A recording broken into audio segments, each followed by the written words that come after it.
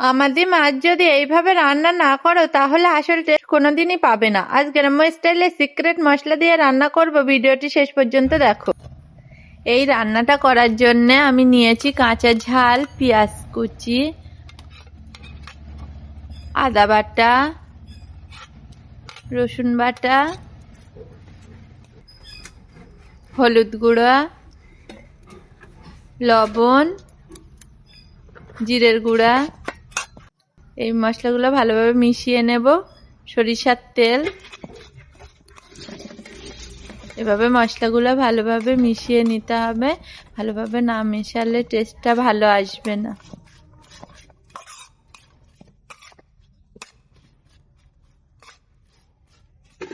আমার মশলাগুলো প্রায় মিশানো হয়ে গিয়েছে।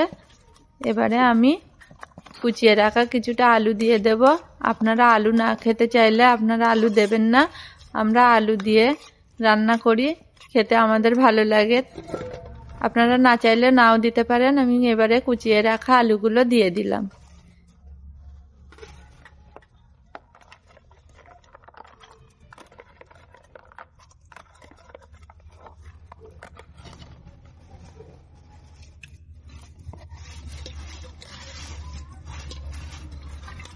এবারে মাছগুলো দিয়ে দিলাম, দিয়ে ভালোভাবে মিশিয়ে নেব।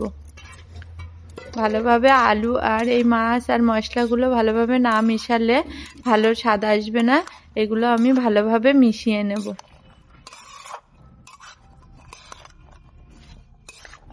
আপনারা ভালোভাবে মিশিয়ে নেবেন, মাছের গায়ে আর আলুর গায়ে যেন মশলাগুলো ভালোভাবে লেগে যায়। এভাবে আমি ভালোভাবে মিশিয়ে নেওয়ার পরে দেখুন বন্ধুরা, আমার মিশানো হয়ে গিয়েছে। এবার আমি পরিমাণ মতো পানি দিয়ে দেব। গোলমরিচের গুঁড়া আর একটু দিয়ে দিলাম। এবারে আমি পরিমাণ মতো পানি দিয়ে দেব, ভালোভাবে নাড়াচাড়া করে নেওয়ার পরে। পানি বেশি দেবেন না। পানি বেশি এটা তো ঝোল হবে না, চচ্চড়ি হবে, সেজন্য পানি বেশি লাগবে না। একদম অল্প পরিমাণ পানি দিতে হবে।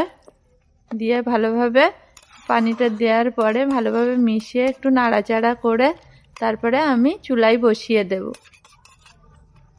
ঢাকনা চাপা দিয়ে দেব।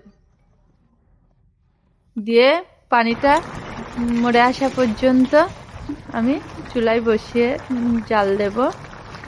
একটু মাঝে মাঝে নাড়াচাড়া করে নেব যাতে নিচে না লেগে যায়, সেজন্যে।